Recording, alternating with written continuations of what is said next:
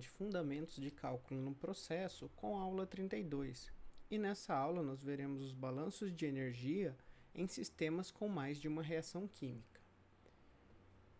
Bem, na aula anterior, então, nós vimos como realizar balanços de massa e energia de forma simultânea com reações químicas utilizando o Excel.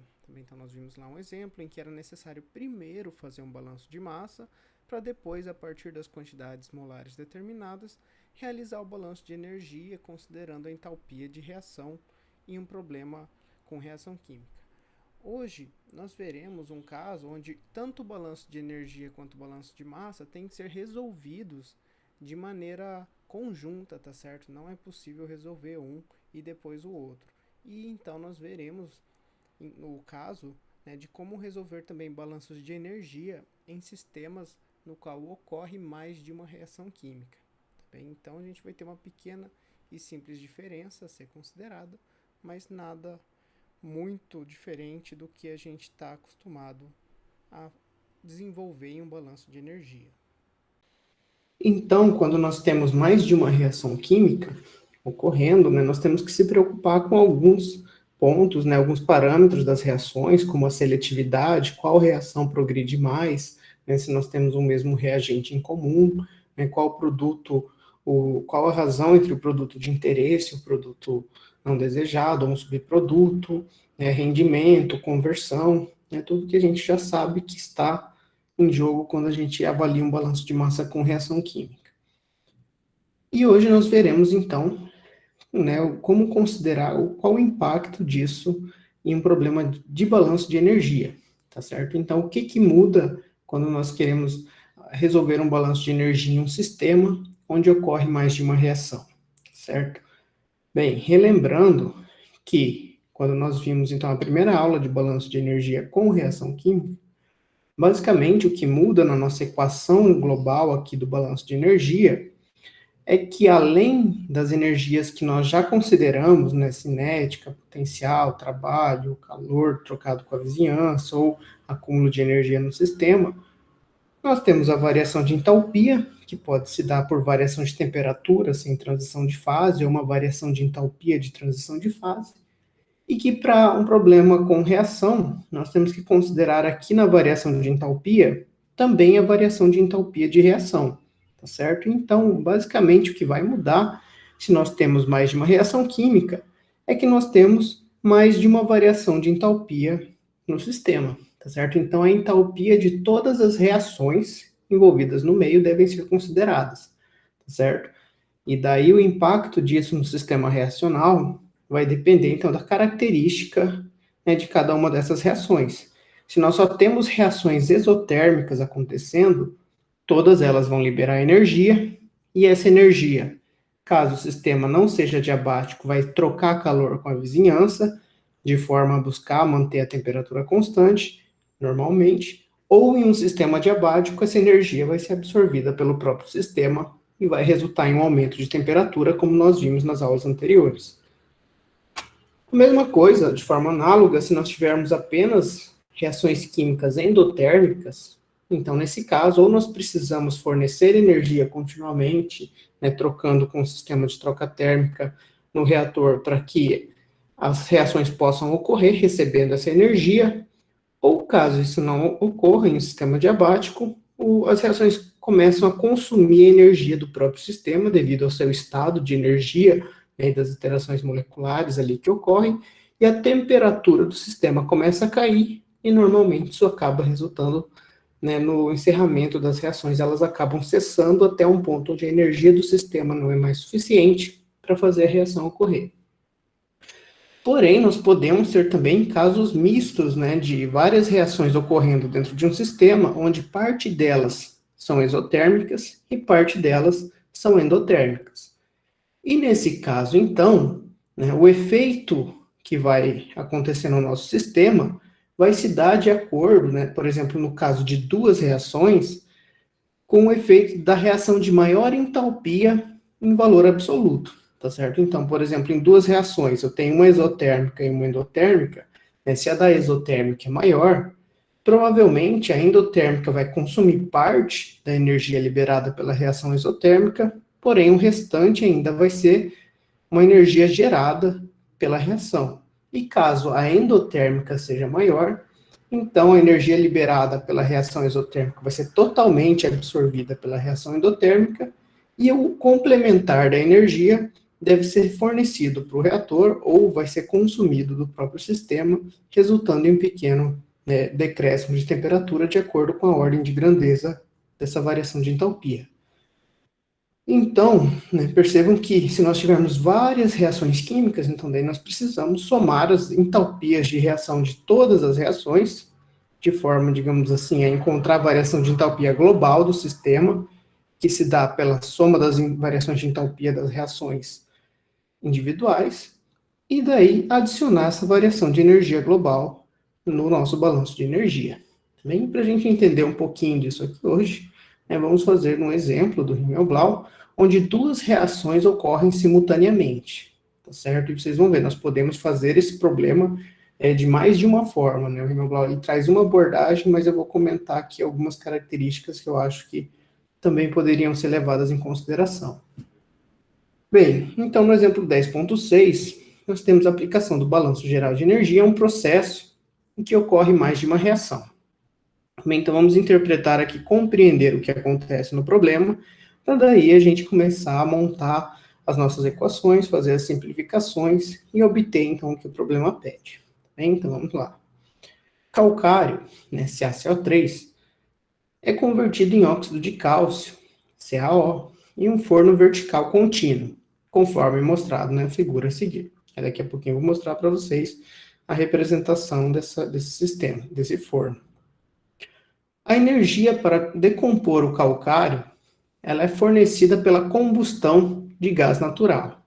Ou seja, se o calcário ele precisa de energia para decompor, quer dizer que a sua reação é endotérmica, certo? Que ela precisa de energia para ocorrer. E essa energia vem da reação da queima de gás natural, que no nosso caso aqui é metano puro, utilizando no sistema 50% de ar em excesso. Então, se a gente sabe que é uma reação de combustão, a gente vai precisar de oxigênio, e esse oxigênio é proveniente do ar em excesso alimentado no sistema. Então, o calcário ele entra no processo a 25 graus Celsius, e o óxido de cálcio, que é o que a gente obtém depois da decomposição do calcário, sai a 900 graus Celsius. Certo? Então, ele sai a uma temperatura maior, né, e é o produto da reação de decomposição. O metano entra a 25 graus Celsius e o gás final deixa o forno a 500 graus Celsius. Ou seja, o gás final seria o gás que é obtido, né, com todos os elementos resultantes da combustão, metano, se sobrar, né, se não reagisse tudo, e também ar, sendo o oxigênio que está em excesso e o nitrogênio que é inerte e faz parte da composição do ar. Então, todo esse conjunto de gases deixa o forno a 500 graus Celsius, ou seja, uma temperatura maior que a temperatura de entrada também. Calcule o número máximo de libras de calcário que podem ser processadas por 1.000 pés cúbicos de metano medidos na condição de 0 graus Celsius em 1 atm.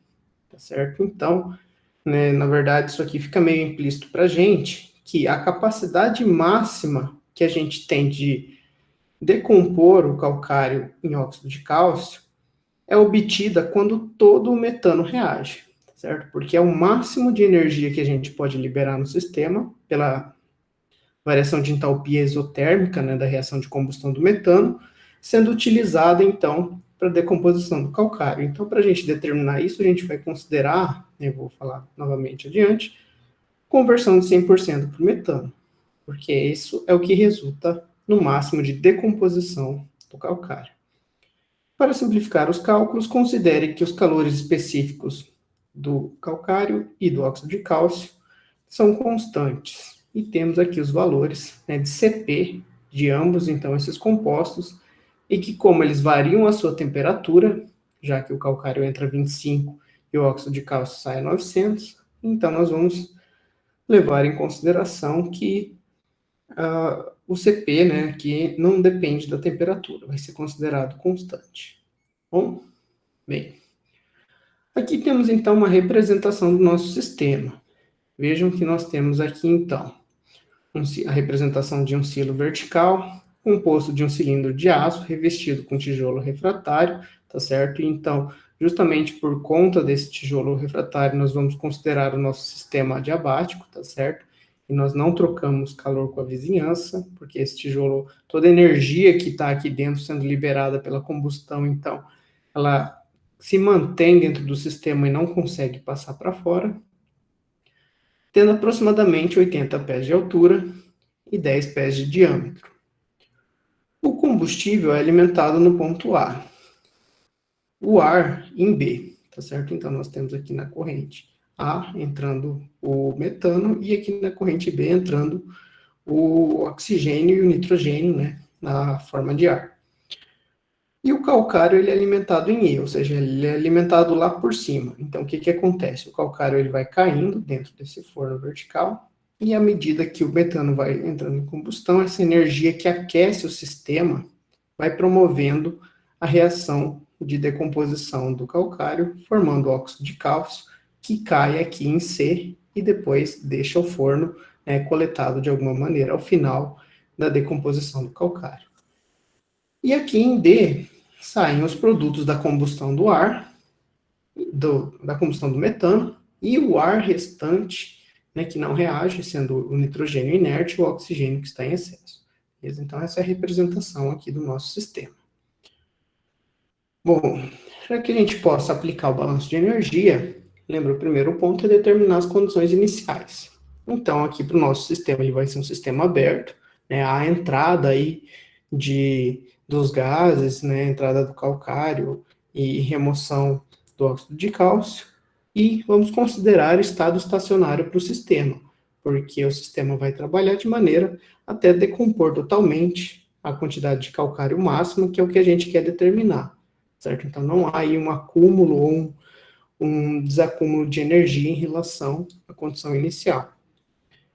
Portanto, o nosso balanço de energia tem aqui a forma Q mais W, né, calor mais trabalho, igual à variação de entalpia, energia cinética e energia potencial.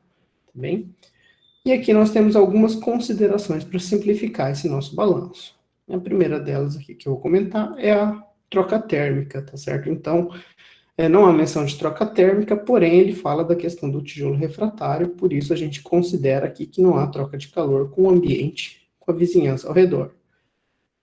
Também não fala nada sobre velocidade, e aí nós vamos considerar as vazões constantes, então variação de energia cinética é igual a zero. E apesar, né, do problema falar que a nossa chaminé ela tem 80 pés de altura, talvez essa altura daí vai depender, claro, né, da quantidade, da vazão que passa e da ordem de grandeza das energias do sistema, mas ele considera que essa variação de altura não é significativa. Bem mais de 80 pés, talvez aí teria uma certa influência. Ele faz o problema sem considerar essa variação de energia potencial. E se a gente quisesse considerar, por exemplo, nós teríamos que considerar aqui a variação de energia potencial, né, dividida em duas formas de energia potencial para o sistema. Para os gases que sobem, como uma variação de energia negativa, né, porque está indo contra o sentido da gravidade, e para o calcário como uma variação de energia potencial positiva, uma vez que ele está caindo dentro do forno, indo, né, na mesma direção do nosso vetor gravidade aqui do forno, tá certo? Então ele não considera, mas né, eu acredito que talvez fosse necessário considerar essa variação. Se vocês quiserem depois fazerem os cálculos dessa maneira para ver se o termo de energia potencial é representativo ou não, vocês podem tentar, tá certo? Só lembrem de fazer essa decomposição que eu comentei, né, do valor negativo para os gases que sobem e positivo para o calcário que desce. E também, né, não há menção de trabalho realizado. Então, o nosso sistema, né, do balanço de energia, nossa equação do balanço de energia se resume a variação de entalpia igual a zero. E aí sim, aqui a gente vai calcular, vai ver a quantidade de energia. Se a reação, né, ocorrer uma reação que libere muita energia e realmente o aquecimento é bem alto, tá certo? É de 25 para 500 graus em relação ao calcário, de 25 para 900 em relação aos gases, então talvez a energia potencial seja mesmo desprezível em relação à grandeza da variação de entalpia. Bom, Além disso, nós temos aqui algumas considerações também a respeito do nosso processo para a gente poder fazer os balanços de massa e de energia. Primeiro, né, não é comentado variação de pressão, então a gente vai considerar pressão constante, tá certo? Para que a gente possa usar o CP sem se preocupar com a variação, né, por conta da pressão, somente como função da temperatura. E também a alimentação do ar a 25 graus Celsius. Ele, né, comenta a temperatura do metano e do calcário, mas não fala do ar, mas a gente vai considerar aqui, então, também temperatura ambiente, para que a gente possa considerar a entalpia de reação como a entalpia na condição padrão. Bem? A base de cálculo, então vamos considerar aqui 1 mol de metano na alimentação, e aí lá no final, depois de encontrar a quantidade que pode ser processada de calcário para cada 1 mol de metano, nós fazemos então a conversão dessa quantidade de calcário proporcional, convertendo esse 1 mol de metano para os 1000 pés, né, que ele pede naquelas condições de temperatura e pressão no enunciado do problema. Mas a gente pode resolver aqui com a nossa base de cálculo, que tem que ser molar para facilitar os nossos cálculos no balanço molar. Bem, aqui temos um fluxograma, simplesmente ilustrando, então, as correntes de entrada, né, colocando as nomenclaturas de uma maneira um pouco mais simplificada, mas que representam, né, o forno na forma de silo que eu mostrei ali atrás, né, e discuti com vocês o que é cada uma das correntes, marcando as temperaturas, a composição, né, considerando então a alimentação lá em cima de calcário puro, embaixo de óxido de cálcio saindo puro também, no fundo do forno entrando metano na nossa base de cálculo, e ar também na fração, né, padrão do ar, de 21% oxigênio e 79% nitrogênio. E lá em cima a gente tem a remoção dos nossos gases a uma temperatura diferente. Se eu não me engano, ele marcou errado aqui a temperatura também, certo? Depois, né, corrijam aí, lembrem de anotar, porque ele fala a temperatura de saída em 500 graus Celsius desses gases, tá? E esse valor que a gente considera no nosso balanço. A reação de combustão que nós temos, né? Então a gente tem que escrever a reação de combustão. É a mesma reação aqui, coincidentemente, que a gente utilizou no problema da aula anterior, né, no Excel.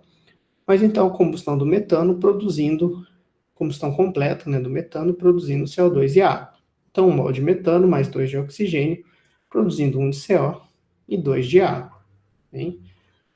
Bom, se nós temos a base molar do metano e os reagentes e produtos dele não se misturam com a outra corrente, né, de calcário e dióxido de cálcio, como a gente viu, de acordo com a descrição do fluxograma, então a gente pode primeiro fazer o balanço de massa só em relação aos gases, né, ao metano e o ar que entra, e aos produtos da reação e o que sobra saindo no topo.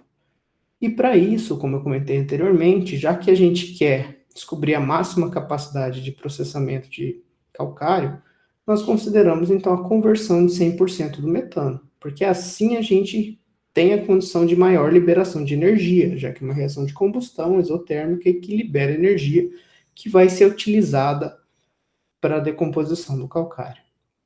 Então, para isso, né, encontramos a extensão da reação, lá pela nossa expressão de relação de conversão, né, com a alimentação e o coeficiente estequiométrico, e isolando, temos aqui, se entra 1 mol e ele reage totalmente, uma extensão de 1 mol reagindo. Em seguida, pelo balanço molar, nós determinamos as quantidades de alimentação, né, já temos aqui do metano, a nossa base de cálculo, mas determinamos do ar em relação a essa alimentação, considerando 50% em excesso. Então, pela estequiometria, né, o ar teórico exige 2 mols de oxigênio, então se nós temos 50% em excesso, 3 mols de oxigênio na alimentação, e para calcular o nitrogênio proporcional, multiplicamos a quantidade do oxigênio pela razão da fração nitrogênio-oxigênio, certo? Como a gente fez também nas aulas anteriores. Já esse cálculo e vimos lá no balanço de massa, com reação química. E na saída? Na saída, nitrogênio é inerte, então o que entrou vai ser igual ao que vai sair. E os produtos, né, da combustão, CO2 e água, pela nossa base de cálculo, vão seguir a estequiometria da reação, tá certo? Ou seja, o coeficiente estequiométrico vezes a extensão, e não entra nada deles. Então, na reação, né, são produzidos 1 mol de CO2 e 2 mols de água. E o oxigênio, como ele está em excesso e entram 3 mols, se reage em 2, tá certo? Então, ainda sobra 1 mol de oxigênio lá na saída, tá bem? Bom, então, feito o balanço molar, vamos então agora analisar o balanço para a reação do calcário, certo? Vimos do metano, né, a reação de combustão, agora vamos ver a reação de decomposição do calcário, que se decompõe em óxido de cálcio e CO2. Vejam então que essa reação que a gente tem ocorrendo, né, se o CaCO3 se decompõe a CaO, consequentemente ele libera uma molécula de CO2, de gás carbônico, né, então isso é um processo aqui no caso nosso, de calcinação, né, de um sal, que seria aqui no nosso caso carbonato de cálcio, liberando CO2. E aqui temos então algumas variáveis em relação ao balanço molar para o calcário. O calcário entra na corrente que nós chamamos lá no fluxograma de corrente L, e como 100% da composição dele é calcário, então a corrente L vale o número de mols, a corrente L em vazão molar equivale ao número de mols dessa corrente de calcário. E como a nossa correlação é 1 para 1, nós queremos achar a condição máxima de conversão do calcário em óxido de cálcio, a gente considera também que ele é totalmente convertido e que na corrente P, todo o calcário que entrou se converteu em óxido de cálcio. E já que é 1 para 1, as nossas correntes aqui, L e P, terão a mesma vazão. A diferença é que esse CO2 que é desprendido, ele vai se misturar aos gases da combustão dentro do forno e vai sair na corrente G, se misturando com os demais gases, certo? Então, isso é o que a gente precisa prestar atenção na hora de escrever aqui a composição da nossa corrente G, mais adiante aqui embaixo. Bem, as variáveis residuais que sobram, de acordo com os nossos balanços molares, são a vazão de calcário que entra, a vazão de óxido de cálcio que sai, apesar de a gente saber que é igual ao que entra, também é uma variável, né? Se a gente não sabe uma, a gente ainda não sabe a outra, mas simplesmente é uma equação que a gente tem aqui do balanço de massa, do balanço molar, na verdade, para o cálcio. E na corrente G, nós temos saindo lá os gases da combustão, que eram o nitrogênio inerte, aqui 11,29, o oxigênio que sobrou, né, o 1 mol de oxigênio que sobrou, os 2 mols de água que foram produzidos, e o CO2, nós não sabemos, porque nós sabemos o que foi produzido da reação, tá certo?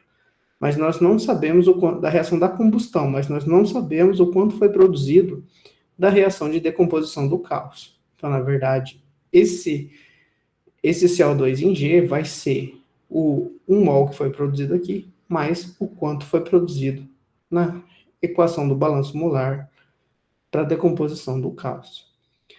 Porém, nós podemos fazer um balanço por elementos, né, de dois compostos aqui envolvidos no CO2 para facilitar e poder melhorar aqui os nossos graus de liberdade para resolver o nosso problema.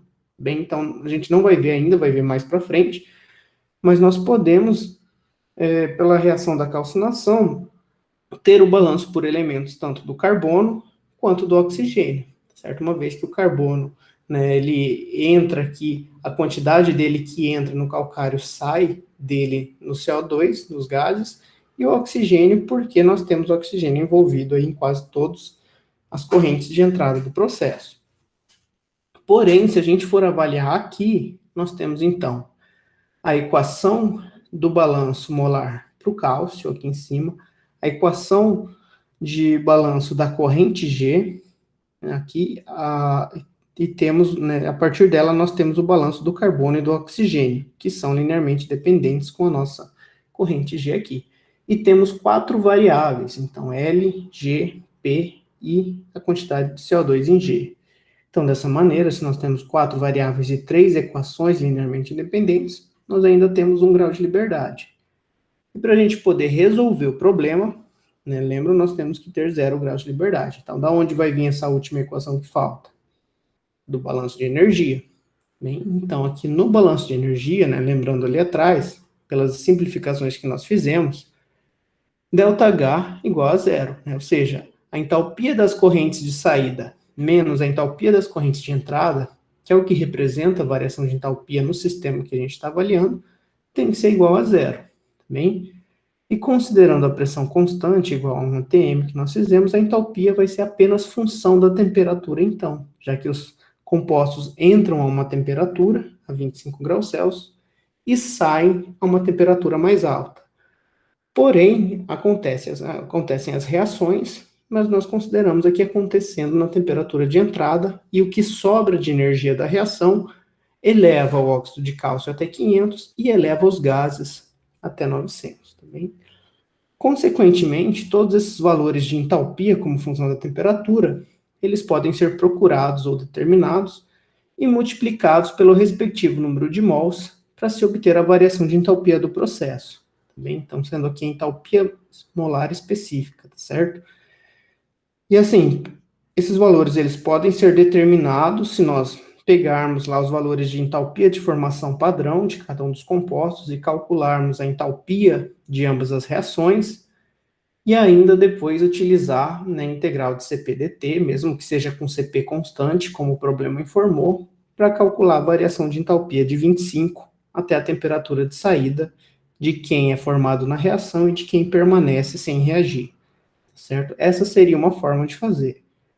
Mas como a gente já viu em outros exemplos também, o Himmelblau aqui, por praticidade, ele traz uma tabela com o valor das entalpias de todos os compostos, né, a entalpia de formação padrão, e a entalpia e o valor aqui do calor sensível, multiplicando Cp pela variação de temperatura, tá certo? Então aqui a gente já tem o calor sensível de cada composto, e para a gente saber a variação de entalpia da corrente, basta a gente somar, então, a variação da entalpia de reação do composto com a sua variação de calor sensível em relação à sua temperatura de saída, certo? Alguns compostos aqui não vão ter variação nenhuma, dependendo da corrente em que eles estão, e outros vão ter. Por exemplo, aqui o oxigênio e o nitrogênio, eles vão ter variação aqui em relação à saída apenas, e não em relação à entrada.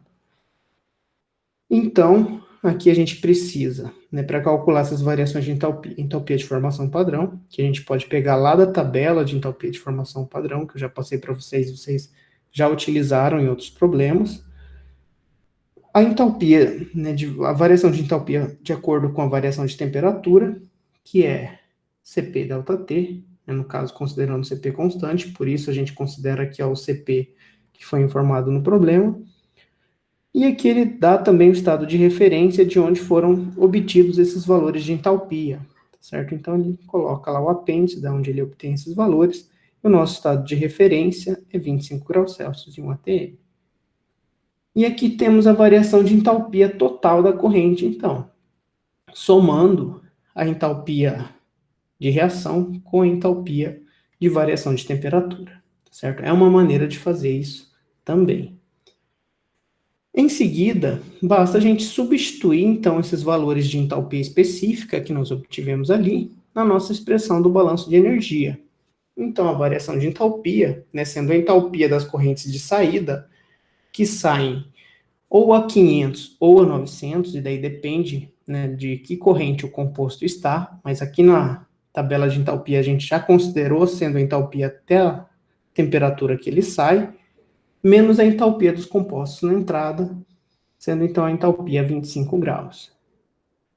E aqui, né, substituindo isso, a gente vai ter, né, quais são as correntes de saída? As correntes P, com óxido de cálcio, e a corrente G, com os gases da combustão. E quem são as correntes de entrada? A corrente M, com o metano, a corrente A, com o ar, oxigênio e nitrogênio, e a corrente L, com o calcário, né, com carbonato de cálcio. Então, basta a gente substituir as entalpias específicas e multiplicar pelas vazões molares para ter o valor real da entalpia, tá certo? Porque a entalpia específica ainda é entalpia por quantidade, né, por mol de cada substância. E aí vamos fazer assim, o seguinte, né? Primeiro, então, aqui as correntes de saída, né? Porque aparecem antes aqui na equação. Então, na corrente P, nós temos só o óxido de cálcio. Então, a variação de entalpia específica do óxido de cálcio vezes a vazão da corrente P. Porém, a gente já viu lá do balanço de massa que L igual a P. Então, a gente já substitui aqui P por L para facilitar a solução do nosso sistema ali adiante. E em seguida também a outra corrente de saída, a corrente G. Então, a variação de entalpia de cada composto que está na corrente G vezes a vazão de cada composto na corrente G. E nós conhecemos para o oxigênio, conhecemos para o nitrogênio e conhecemos para a água, tá? Do oxigênio aqui eu esqueci de substituir pela quantidade, mas a gente sabe lá que sobra 1 mol do oxigênio. Só quem a gente não conhece aqui é a vazão do CO2, tá certo? E as entalpias que a gente obteve ali na tabela. E em relação à entrada, nós temos a vazão molar do metano, temos a vazão molar do oxigênio e do nitrogênio do ar, e temos como variável a vazão molar do calcário, vezes as entalpias que a gente obteve ali atrás também, na tabela, sendo a soma da entalpia de reação com a entalpia de variação de temperatura. Então, resolvendo aqui, substituindo a variação de entalpia e simplificando a nossa expressão, a gente chega, então, aqui a uma equação, né, com duas variáveis. L, que é a vazão da entrada, e que a gente substituiu o P aqui por L, lembra? E o CO2 na corrente G, que é o CO2 formado da combustão, mais o CO2 formado pela decomposição do calcário, que a gente não sabe o quanto é, portanto, ainda é uma variável. E no nosso balanço de massa por elementos, nós temos aqui, então, o balanço de massa por elementos para o carbono, nos dá aqui, então, que é a quantidade que entra de carbono no metano, que é a nossa base de cálculo, mais L, tem que ser igual à quantidade de carbono que sai na corrente G no CO2. Porque tanto o carbono do metano quanto o carbono do calcário se torna um carbono presente no CO2 na corrente de exaustão de gases. O balanço para o oxigênio nos dá aqui, então, o oxigênio que entra no calcário, mais o oxigênio que entra no ar, tem que ser igual ao oxigênio que sai na corrente G, mais o oxigênio que sai, que foi obtido aqui que sobra sem reagir, mais o oxigênio das correntes que entram, né, sendo então também o oxigênio da corrente P, que é igual a L. Bem, então, porque no nosso óxido de cálcio, né, CaO, a gente só tem um oxigênio, então 1 vezes L. 1 vezes P, né, dá P, e P igual a L, então a gente tem que L. Bem, então agora sim, vejam, aqui nós temos 3 equações, 3 variáveis. Então, aqui, na verdade, se a gente quisesse colocar na equação L igual a P, teríamos as 4 equações e as 4 variáveis. Temos condição, então, de resolver esse sistema. Bem, e resolvendo esse sistema de 3 equações, 3 variáveis, que já é o suficiente, tá? Mas a quarta equação é só L igual a P para encontrar P. Mas para a gente P não importa no problema. Nós teremos, então, a vazão da corrente L, que é a vazão de entrada de carbonato de cálcio, né, do calcário, igual a 2,56 mols. A quantidade de mols de CO2 em G igual a 3,56 mols. E a quantidade, né, a vazão da corrente G de todos os gases igual a 17,85 mols. Bem, para a gente é suficiente o valor de L, porque o valor de L para a gente é quem vai dizer a quantidade de calcário que pode ser processada pela nossa base de cálculo, e em seguida pela base de cálculo que o problema pede, que é em uma base de cálculo volumétrica, que a gente já vai ver como a gente converte. Então, para a nossa base de cálculo de 1 mol de metano, nós temos, então, que são produzidos, né, são processados 2,56 mols de calcário, CaCO3. Mas o problema quer saber em quantidades mássicas, tá certo? Então, a gente precisa converter aqui a base molar do carbonato de cálcio, utilizando, então, a massa molar do carbonato de cálcio, em quantidades, então, em massa de carbonato de cálcio, por esse 1 mol de metano. Bem, então, vamos obter aqui, fazendo a conversão com a massa molar do calcário, que são processados 256 gramas, aproximadamente, de calcário por mol de metano alimentado no forno. Porém, o problema pede para a gente, ele quer saber a quantidade a ser processada no forno por 1.000 pés cúbicos de metano. Então, nós precisamos aqui converter primeiro, né, de forma a deixar as unidades consistentes, porque aqui a gente está no SI, né, em unidades, né, em grama e mol, e o problema aqui é por pés cúbicos, então ele quer na unidade inglesa, tá certo? Então a gente precisa fazer algumas conversões aqui, tá certo? A primeira delas é a conversão dessa razão para a unidade inglesa. Como a gente converte tanto a massa de carbonato de cálcio para a libra, quanto a quantidade em mols de metano por libra-mol, essa quantidade é equivalente. Tá? O fator de conversão se aplica a ambos, e nós temos 256 libras de carbonato de cálcio por libra-mol de metano. Em seguida, nós precisamos converter esse 1 libra-mol de metano para pés cúbicos de metano, tá certo? Porque o problema aqui é por 1.000 pés cúbicos. Então, a relação, né, considerando daí gás ideal, que é a única forma que a gente consegue fazer essa conversão, sem o problema dar mais detalhes, nós temos então o número de mols de metano, a constante dos gases a ser utilizada é a constante no sistema inglês, e o problema fala para a gente que a gente considera esses 1.000 pés cúbicos na condição de 0 graus Celsius e 1 atm. Então, a gente usa 0 graus Celsius na unidade inglesa e o 1 atm na unidade inglesa também, de maneira a estarem consistentes com a constante dos gases na unidade inglesa.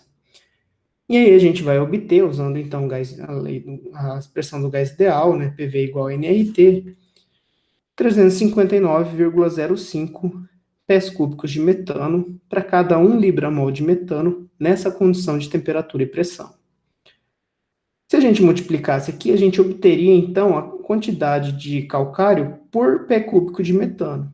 E aí, como a gente quer saber por 1.000 pés cúbicos de metano, a gente multiplica por 1.000, porque simplesmente aqui esse produto nos dá por 1 pé cúbico de metano. Então, se a gente quer saber por 1.000, multiplicamos por 1.000 e teremos, no total, 713 libras de calcário por 1.000 pés cúbicos de metano alimentados nesse forno, tá certo? E é isso, então, que o problema pede, que ele quer que a gente determine, tá certo? Então, resolvemos aqui o nosso problema. Vejam que é um pouco trabalhoso, né? A gente tem várias conversões a serem feitas, além da conversão aqui de unidades. É necessário resolver junto, né, no nosso sistema, tanto o balanço molar quanto o balanço de energia. Então, não tem como escapar aqui nesse nosso caso, porque as nossas variáveis, né, elas estão envolvidas em ambas as expressões. E nesse caso, porém, ainda é possível resolver. Bem, eu vou deixar como atividade da aula, então, resolver esse exemplo que nós fizemos na aula, utilizando como base de cálculo de metano alimentado no silo como valor correspondente aos 3 últimos dígitos do seu RA por 100, tá certo? A nossa base de cálculo foi 1, se o seu RA é 200, então 200 dividido por 100, os 3 últimos dígitos, né? Então você vai usar 2 e assim por diante, como a gente já fez. E quem quiser também, tá? Não é obrigatório, mas quem quiser se arriscar e tentar incluir a variação de energia potencial, como eu comentei no início do problema, só para determinar e ver se é significante ou não, pode tentar também utilizando a vazão dos compostos, o balanço de energia, a gravidade, né, e a diferença de altura. Bem, aqui as principais referências da nossa aula, tá certo? Obrigado pela atenção de vocês.